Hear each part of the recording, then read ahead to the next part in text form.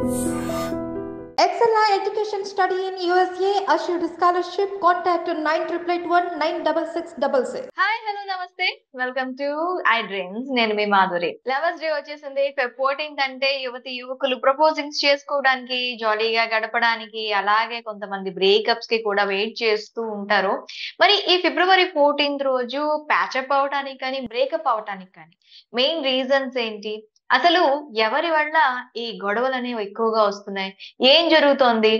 మనతో పాటు ఉన్నారు డాక్టర్ పూజిత, సైకాలజిస్ట్. ఆమెను అడిగి అసలు ఈ లవర్స్ డే రోజు వాళ్ళు విడిపోవడానికి కానీ, కలవటానికి కానీ అసలు ఏం జరుగుతోంది? ఈ లవర్స్ డే అనేది యువతి యువకుల పాలిట శాపంగా ఉంటుందా, లేదంటే నార్మల్ గా మంచిగా ఉంటుందా అనేది తెలుసుకుందాం.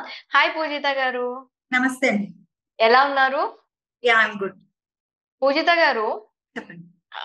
మాక్సిమం February 14th అంటే వ్యాలంటైన్స్ డే మొత్తం అబ్బాయిలు అమ్మాయిలు ఈగర్ గా వెయిట్ చేసే డే. మరి ఈ ఈగర్ గా వెయిట్ చేసిన రోజు అసలు ఈ లవర్స్ డే కాన్సెప్ట్ గురించి మీరు ఏం చెప్తారు మీరు? యా, ఈ కాన్సెప్ట్ అనేది చాలా మంచి కాన్సెప్ట్. అది పెట్టింది వ్యాలంటైన్స్ డే అనేది హూ ఎవర్ లవ్ లో ఉన్న కపుల్స్ కానీ, పెళ్లి చేసుకున్న కపుల్స్ కానీ, వీళ్ళంతా కూడా ఒక డే పర్టికులర్ గా వాళ్ళ లవ్డ్ వన్స్ కి కొంచెం టైం, క్వాలిటీ టైం అనేది కేటాయించి, వాళ్ళకి కొంచెం అటెన్షన్ ఇచ్చి, వాళ్ళని స్పెషల్ గా ఫీల్ అయ్యేలా చేసేదానికి వ్యాలంటైన్స్ డే అనేది it's a good day actually. చాలా మందికి కొంచెం ఫీల్ అవుతూ ఉంటారు ఏంటంటే వెస్టర్న్ సంస్కృతి మనం అలవర్చుకున్నామా, లేదా యూత్ పాడైపోతున్నదా అని. దీని మీద రకరకాల కాంట్రవర్సీస్ కూడా ఉన్నాయి. సో ఈ వ్యాలంటైన్స్ డే వల్ల మన ఇండియన్ యువత భారతీయ సంస్కృతికి విరుద్ధంగా కొన్ని చేయడం కానీ ఇలాంటివన్నీ జరుగుతున్నాయి. ఒక బ్యాడ్ ఇన్ఫ్లుయెన్స్ ఉందని చెప్పి మనకి రకరకాల వర్గాల వాళ్ళు వచ్చి బ్యాన్ చేయడము, పెద్ద పెద్ద రైఆట్స్ చేయడం, అంటే కొన్ని బాయ్కాట్ చేయడము, వాళ్ళకి బలవంతంగా పెళ్లి చేయడము, ఇలాంటివన్నీ కూడా చేస్తూ ఉంటారు. అపార్ట్ ఫ్రమ్ దీస్, అంటే ఈ కాంట్రవర్సీస్ అన్ని పక్కన పెట్టేస్తే ఇద్దరు నిజమైన ప్రేమికులు, ఏజ్ ఆఫ్ మెజారిటీ వచ్చి 18 ఏళ్ళు దాటి నిజమైన ప్రేమికులు, నిజంగా పెళ్లి చేసుకుందామన్న ప్రేమికులు, ఆల్రెడీ పెళ్లి అయిపోయి కొన్ని సంవత్సరాలు అయిన వాళ్ళు కూడా చాలా అద్భుతంగా ఒకరికి వాళ్ళు మంచి గిఫ్ట్లు ఇచ్చుకుని మంచి స్పెషల్ గా వాళ్ళని ట్రీట్ చేసే రోజు అని నేను నా పర్సెప్షన్ అది. ప్లస్ ఈ విధంగానే సొసైటీ కూడా తీసుకోవాలి. ఓకే, అయితే ఇప్పుడు మీరు పరిణితి అంటున్నారు. బిలో 16 బిలో 18 వాళ్ళు ఎవరైతే ఉంటారో వాళ్ళు కొంచెం దీని గురించి ఆలోచించాలని అంటున్నారు. లవ్ అట్రాక్షన్ అండ్ ఇన్ఫాచ్యుయేషన్స్ అనేవి ఆ ఏజ్ లోనే చాలా కామన్ గా ఉంటాయి. సో అమ్మాయిలు కానీ అబ్బాయిలు కానీ ఈ ఏజ్ లో ఇన్ఫాచ్యుయేషన్స్, అట్రాక్షన్స్ కి గురి కాకుండా ఉండాలి అంటే వాళ్ళకి ఏమైనా పారామీటర్స్ ఉంటాయా? ఇలా చేస్తే ఇది లవ్, ఇలా చేస్తే ఇది ఫ్రెండ్షిప్ అనే దానిపైన ఏమైనా పారామీటర్స్ ఉంటాయంటారా? అవునండి, డెఫినెట్లీ. ఇప్పుడు మనం పిల్లలకి ఏంటంటే ఇది చెయ్యకు అని మనం పదే పదే కోపంతో చెప్పడము, అరిచి చెప్పడము, లేదా కొట్టడము, వీటి వల్ల ఏంటంటే ఏది చెయ్యొద్దో అదే చెయ్యాలనుకుంటారు. ఇప్పుడు మనకైనా Adam and Eve story, Adam apple తినొద్దంటే ఎలా అయితే అదే యాపిల్ తీసుకొని తింటాడో, మన వాళ్ళు ఏంటంటే ఎవరైనా నార్మల్ హ్యూమన్ సైకాలజీ, అది ఏం చెప్పక్కర్లా. జనరల్ గా ఏది వద్దంటారో దాని మీద క్యూరియాసిటీ పెరుగుతూ ఉంటుంది మనకి. సో ఇది తప్పు, లేదా ఇది చెయ్యకూడదంటే ఈ గదిలోకి వెళ్ళకండి, ఆ గదిలో ఏముందో అనే క్యూరియాసిటీ పెరుగుతుంది. కాబట్టి వీళ్ళు టీనేజ్ వయసులోకి రాగానే, అంటే ప్యూబర్టీలోకి రాగానే, ప్యూబర్టీ అంటే ఏంటి, వీళ్ళకి కొంచెం సెకండరీ సెక్షువల్ క్యారెక్టరిస్టిక్స్ డెవలప్ అయ్యాక వీళ్ళకి ఎప్పుడైతే ఇన్ఫాచ్యుయేషన్ ఇలాంటివి వేరే వాళ్ళని అంటే ఆపోజిట్ జెండర్ ని చూడాలి, ఇలాంటి క్రష్ అనేది డెవలప్ అవుతుందో వాళ్ళకి డెఫినెట్లీ అయితే ఎడ్యుకేట్ చేయాలి, ఫ్యామిలీ ఎడ్యుకేట్ చేయాలి. అంటే విచ్ ఇంక్లూడ్స్ మదర్, ఫాదర్, వాళ్ళ పెద్దగా ఉన్న సిబ్లింగ్స్ కానీ, వాళ్ళ స్కూల్ కానీ ఆర్ కాలేజ్ కానీ. ఇవి వీళ్ళు ఎడ్యుకేట్ చేయవలసిన విషయాలు ఏంటంటే మెయిన్ గా ఇవి ఈ ఏజ్ లో కామన్ గా ఉంటాయి, which is completely normal. Crush అంటే ఏంటి, చాలా షార్ట్ టైమ్ లో మనకు ఒకరి మీద జరిగే చాలా ఎక్కువ అట్రాక్షన్ ఉంటుంది. ఇది లాంగ్ లాస్టింగ్ గా ఉండదు, ఇది మళ్ళీ ఫేడ్ అయిపోతుంది. ఈ క్రష్ ని నమ్ముకుని మనం గాని చదువు గట్ట అన్ని పక్కన పెట్టేసి ఇంకా ఏమైనా వాళ్ళని బ్లైండ్ గా నమ్మి వేరే దారిలో వెళ్తే మనకే ప్రాబ్లం అవుతుంది. మనం మేజర్స్ కాదు కాబట్టి అది పోలీస్ ఇష్యూ అవుతుంది, అది లీగల్ గా కరెక్ట్ కాదు. మనం ఎలా అయితే మారల్స్ ఎడ్యుకేట్ చేస్తామో వాళ్ళకి లీగల్ ఇష్యూస్ కూడా, దాంతో కాంప్లికేషన్స్ కూడా చెప్పాలి. అమ్మాయిలకే కాదు అబ్బాయిలకి కూడా చెప్పాలి. ఇప్పుడు పోక్సో ఉంది, పెద్దవాళ్ళు ఎవరైనా ఇచ్చేసినా వాళ్ళు ఇష్టపూర్వకంగా వెళ్ళినా కేసు బుక్ చేస్తారు. బికాస్ పోక్సోలో ఏంటి, 18 ఏళ్ల కన్నా చిన్న వాళ్ళని ఎవరు ఇచ్చేసినా it is considered to be something not correct. Okay. So ఇవన్నీ కూడా అంటే నేను ఇంత చెప్తున్న విధంగా కాకపోయినా వాళ్ళ వయసుకి తగ్గట్టు కమ్యూనిటీ లెవెల్, అంటే వాళ్ళ చుట్టూ ఉన్న family members, school level, college level లో కూడా చెప్తున్నారు. అంటే శారీరకంగా వాళ్ళు ఫిజికల్ దానివల్ల ఎలాంటి ప్రాబ్లమ్స్ వస్తాయి వాళ్ళ ఫ్యూచర్ లో, దాంతో ఉన్న రిస్క్స్ ఏంటి. అండ్ ఇప్పుడు చూస్తున్నాం చాలా క్రైమ్ అయితే విపరీతంగా పెరిగింది. ఒంటరి ప్రదేశాల్లోకి వెళ్ళకూడదు, ఒకవేళ వెళ్ళినా మన లొకేషన్ అయితే షేర్ చేయాలి, ఎవరిని నమ్మాలి, ఎవరిని నమ్మకూడదు. సో ఇవన్నీ కూడా దృష్టిలో పెట్టుకుని అయితే వాళ్ళకి ఇనఫ్ ఫ్రీడమ్ ఇస్తూ కూడా మనం ఇలాంటి జాగ్రత్తలు అయితే చెప్పాలి. కానీ ఇది వద్దు అంటే మాత్రం అదే చేస్తారు. కాబట్టి ఇది ఒకటి మనం మైండ్ లో పెట్టుకొని చేయాలి. ఓకే. ఇప్పుడు మాక్సిమం అమ్మాయిల్లో గాని అబ్బాయిల్లో కానీ ఒక కన్ఫ్యూజన్ ఉంటుంది. ఇది లవ్, ఇది అట్రాక్షన్ అని చెప్పి. లవ్ కి, అట్రాక్షన్ కి, ఇన్ఫాక్చుయేషన్స్ కి వాళ్ళకి తేడా లేదు, తెలియదు. అసలు ఈ లవ్ అంటే ఏంటి, అట్రాక్షన్ అంటే ఏంటి, ఇన్ఫాక్చుయేషన్ అంటే ఏంటి? ఇన్ఫాక్చుయేషన్ అంటే మీనింగ్ ఏంటంటే intense attraction towards someone. Infatuation, attraction రెండు ఒకటే. ఇన్ఫాక్చుయేషన్ కి మీనింగ్ ఏంటి, ఒకళ్ళ మీద తక్కువ సమయంలో రీజన్ లేకుండా వచ్చే విపరీతమైన ఇష్టం, అట్రాక్షన్, దాన్ని ఇన్ఫాక్చుయేషన్ అంటాం. సో ఇన్ఫాక్చుయేషన్ కి నిజమైన లవ్ కి తేడా ఏంటి, లవ్ అనేది లాంగ్ లాస్టింగ్ గా ఉంటుంది, కమిట్మెంట్. ఇప్పుడు పెళ్లి చేసుకుందాం అనుకునో, లేదా నా భాగస్వామో, లేదా వీళ్ళతో నా జీవితం, నా జర్నీ, పెళ్లి అక్కర్లేదు, వీళ్ళతో కొన్నాళ్ళు నా లైఫ్ లో జర్నీ చేస్తానను ఇట్లా అనుకుంటే దీన్ని లవ్ అంటాం. తెలిసి తెలియని వయసులో ఇది ఫేడ్ అయిపోతుందని తెలిస్తే దాన్ని డెఫినెట్లీ ఇన్ఫాక్చుయేషన్ అంటాం. ఇన్ఫాక్చుయేషన్ లో మనకి లాజిక్, రీజను, రేషనాలిటీ అంటే ఎందుకు, ఏమిటి, ఎలా, నెక్స్ట్ స్టెప్ ఏంటి అనేది ఉండదు. ఇన్ఫాక్చుయేషన్ కొన్ని మంత్స్ లో ఫేడ్ అయిపోవచ్చు, కొంతమందికి 6 నెలల్లో ఫేడ్ అయిపోవచ్చు, 1 సంవత్సరం తర్వాత ఫేడ్ అయిపోవచ్చు. చాలా మంది ఇంటర్లో లవ్ చేసేస్తారు, చేతులు కట్ చేసుకుంటారు, అన్ని చేసుకుంటారు. MBA లోకో ఎక్కడికో వచ్చిన తర్వాత వాళ్ళు అరే జస్ట్ ఇన్ఫాక్చుయేషన్, నాకు ఇప్పుడు అమ్మాయి మీద ఏం లేదు, ఎందుకు అట్లా చేశానని రిగ్రెట్ అవుతారు.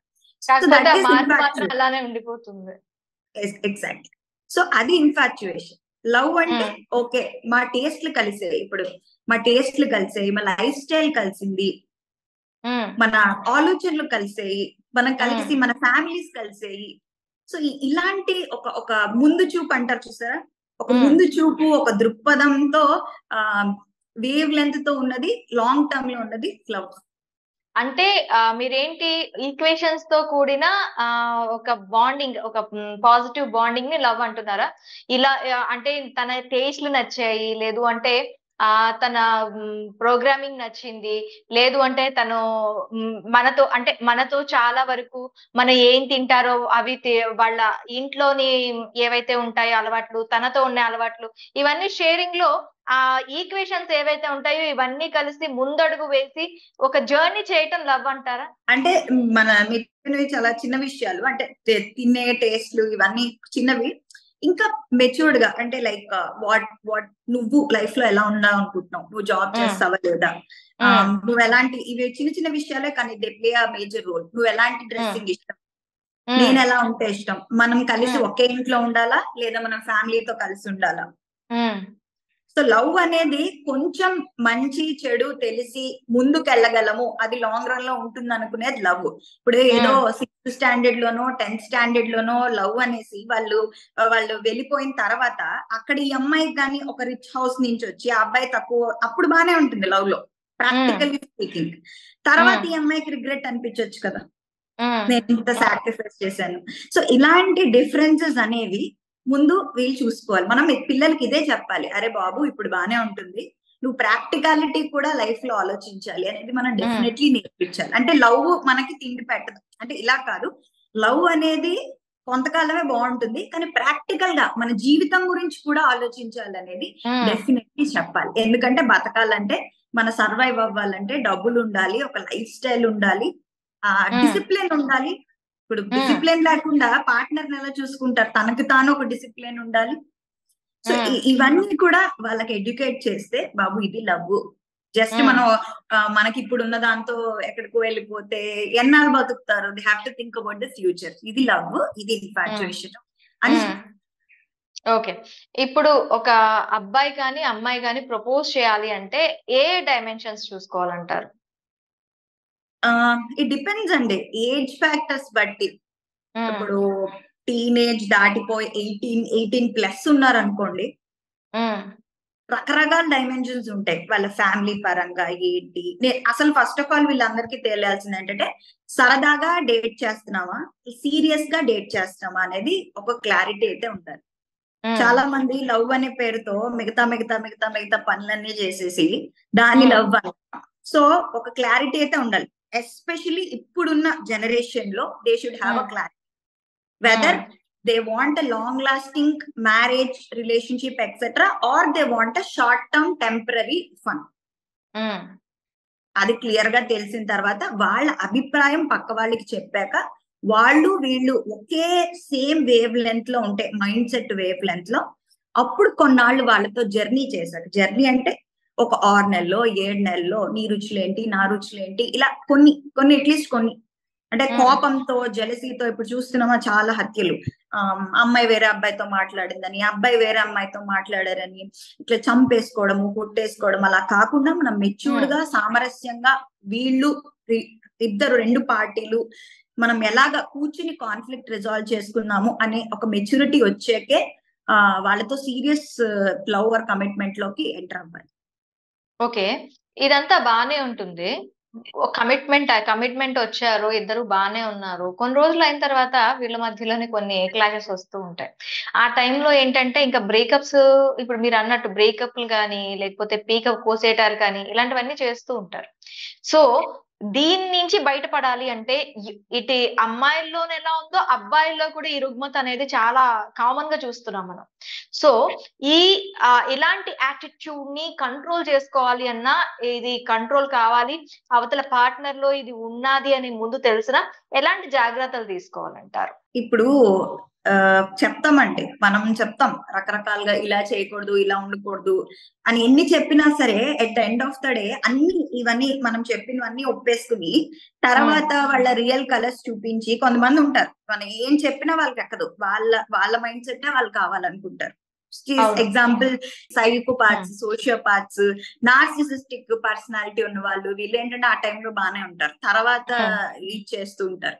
సో కాబట్టి it depends on the fortune as well as ఆ మనిషి తాలూకు. ఒక మనిషిని లవ్ చేస్తున్నాం అంటే, ఒక మనిషిని ఇష్టపడుతున్నాం అంటే వాళ్ళకి క్రిమినల్ బ్యాక్గ్రౌండ్ ఉందా లేదా, సీరియస్ గా కాదు, వాళ్ళ ఇదేంటి, వాళ్ళు అసలు చుట్టుపక్కల మనుషుల్ని అలా ట్రీట్ చేస్తున్నారు, ఇవన్నీ కూడా పరిగణలోకి తీసుకోవాలి. వాళ్ళ మనిషి సంతోషంగా ఉన్నప్పుడు ఉన్నది ఒరిజినల్ బిహేవియర్ కాదు. ఒక మనిషిని స్ట్రెస్ లో పెట్టి ఒక మనిషికి విపరీతమైన కోపం తెస్తే వాళ్ళు ఎలా బిహేవ్ చేస్తారో, స్ట్రెస్ లో మనిషి ఎలా బిహేవ్ చేస్తాడో అదే వాళ్ళ ఒరిజినల్ బిహేవియర్. సో ఇది ఫస్ట్ చూసుకోవాలి. పెళ్లి చేసుకోవాలంటే వాళ్ళతో హ్యాపీగా ఉన్న మూమెంట్స్ లో అందరూ హ్యాపీగానే ఉంటారు. వాళ్ళని ఒక 5 నిమిషాలు స్ట్రెస్ లో పెట్టి, ఒక 5 నిమిషాలు ఎండ్లో నిలబెట్టి, ఒక 5 నిమిషాలు నెట్ లేకుండా చేస్తే వాళ్ళ ఒరిజినల్ క్యారెక్టర్ బయటపడుతుంది. సో కోపంలో స్ట్రెస్ లోని నీ రియాక్షన్ ఎలా ఉంటుంది, నీ ఇది ఎలా ఉంటుంది, దాన్ని బట్టి ఒక మనిషి గురించి చాలా వరకు చెప్పొచ్చు. ఓకే, ఇప్పుడు అంటే చెప్పొచ్చు. ఓకే, జాగ్రత్త ఎలా పాటించాలి? ఇప్పుడు అలాంటి టెండెన్సీ ఉన్నది అనుకునేటప్పుడు ఆ టెండెన్సీ నుంచి బయటపడడానికి వాళ్ళు ఎలాంటి జాగ్రత్తలు పాటించాలంటారు? సో నా క్వశ్చన్ అయితే క్లారిటీ లేదు, but I will tell you. ఏంటంటే ఇప్పుడు ఒక మనిషిని ప్రేమించాం, ఓకే, ఇష్టపడ్డాం, ఆ తర్వాత వాళ్ళు సమ్ కలర్స్ ఏవో బయటపడ్డాయి, వాడు ఎలాంటి వాడు, అమ్మాయి ఇలాంటిదని బయటపడ్డాయి. ఆ టైంలో నీ చాయిస్ ఏంటి, నేను దీన్ని కంటిన్యూ చేయాలా, నేను దాన్ని కట్ చేసుకోవాలా? ఒకటేనండి ఇక్కడ, either you enter, you take the risk. ఇందులో మళ్ళీ మ్యాజిక్ ఏ ఉండదు ఇందులో. Either you enter into it, you take the risk, you see the risk లేని రస్క్ కూడా ఉండదు, అదే దానిలో వెళ్ళిపోవాలి.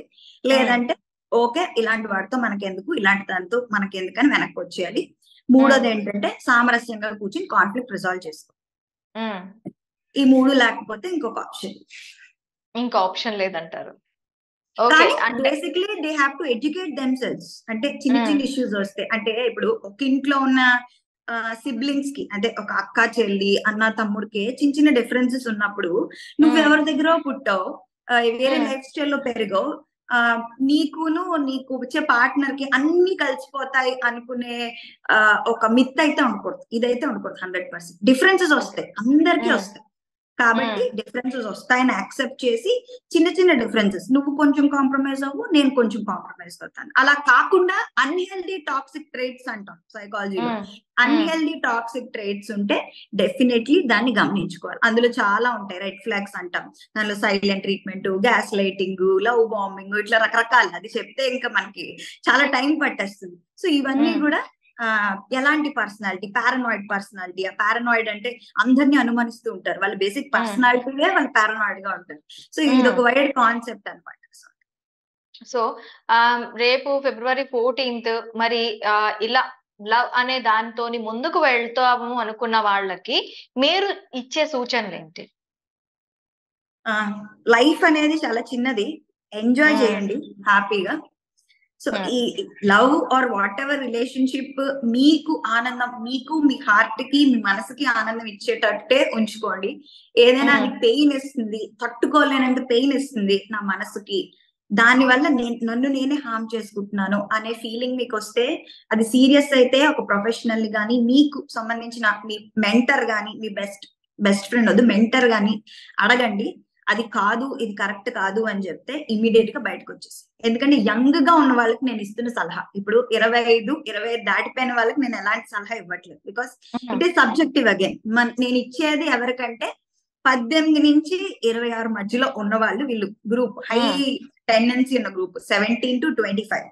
వీళ్ళకి ఏం చెప్తున్నానంటే, నీకు ఎక్కువ ఒక రిలేషన్షిప్ నుంచి పెయిన్ వస్తుంది అంటే వదిలేసేయండి. లేదు, నాకు ఇందులోంచి ఆనందం వస్తుంది, నాకు ఇందులోంచి మనశ్శాంతి వస్తుంది అంటే, చిన్న చిన్న గొడవలు వచ్చినా ఆ అమ్మాయి ఎవరితో మాట్లాడినా, ఈ అబ్బాయితో మాట్లాడినా కోపకుంచుకోకుండా, క్రైమ్ లోకి ఎంటర్ అవ్వకుండా. ఎందుకంటే క్రైమ్ అనేది దాని వల్ల లైఫ్ మొత్తం పాడైపోతుంది. అవును. సో ఇంకొక లాస్ట్ వెరీ ఇంపార్టెంట్ పాయింట్ ఏంటంటే, ఫిజికల్ రిలేషన్షిప్ అంటే ప్రేమ లేకుండా ఫిజికల్ రిలేషన్షిప్ పెట్టుకోవడం అనేది చాలా డేంజరస్, మెంటల్ హెల్త్ కి, ఫిజికల్ కూడా. ఎందుకంటే చాలా మంది అనుకుంటారు ఏముంది మర్చిపోతామని. మన బాడీకి కూడా ఎనర్జీ ఉంటుంది, మన బాడీ ప్రతిదీ గుర్తించుకుంటుంది మైండ్. కాబట్టి ఓయోకి వెళ్ళాము, ఏదో ఎంజాయ్ చేస్తాం అనుకోకండి. లాంగ్ రన్ లో ఇది మీ మెంటల్ హెల్త్ మీద కూడా ఇంపాక్ట్ అవుతుంది. కాబట్టి నిజమైన ప్రేమ ఉంటేనే, ఈ రోజు నేను ఇచ్చే సలహా ఏంటంటే, మీ ఇద్దరి మధ్యలో నిజమైన ప్రేమ ఉంటేనే మీరు ఫిజికల్ గా అడ్వాన్స్ అవ్వండి. అంతేగాని ఏదో కక్కుర్తికి ఒక 5 నిమిషాలు ఫన్ అని చెప్పి మీ మెంటల్ హెల్త్ అనేదాన్ని పాడు చేసుకోకండి. ఓకే, థ్యాంక్ యూ పూజిత గారు, థ్యాంక్ యూ వెరీ మచ్. మరొక ఇంట్రెస్టింగ్ టాపిక్ తో మీ ముందుకు వస్తాం. Stay with us.